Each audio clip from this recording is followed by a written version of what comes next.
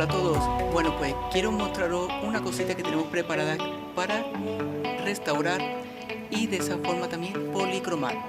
Os estoy hablando de mi amigo aquí, el caimán.